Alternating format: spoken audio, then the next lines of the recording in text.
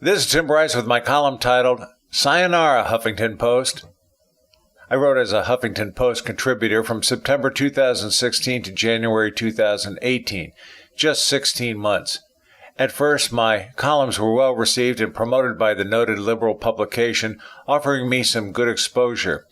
As most of you know, I write about business management, technology, morality, and observations of our changing world. However, my political musings began to gain attention, beginning with my column describing the purpose of the Electoral College, a subject very much despised by liberals. Yet this piece was one of my most popular with Huffington Post readers. Shortly after this column was released, I noticed the editors grew reluctant to promote my material, and I was forced to do so myself. I quickly discovered a problem in touting my political pieces over the internet. Since I posted it in Republican or conservative discussion groups, I never anticipated the pushback from such people who reviled the publication.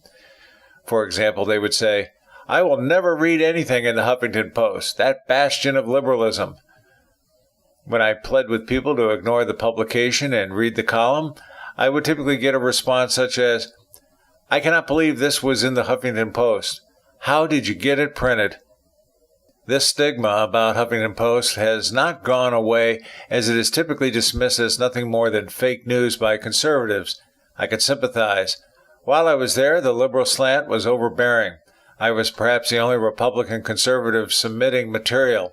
Most appeared to be written by millennials in their early to mid-20s, which may explain the popularity of the publication among that generation. Their naivety in politics and the world around them is the reason they are commonly referred to as snowflakes. I could find no senior or veteran newspaper people there, just young people using it as a springboard to their next job.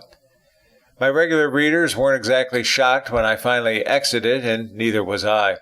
Frankly, they were surprised I had lasted as long as I did.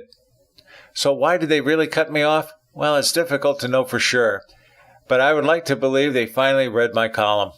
Whatever the reason, I thank them for the opportunity to post my ramblings. I drew a lot of people to the publication, but now there is nobody left to speak for the right. Just snowflakes. Friends, keep the faith.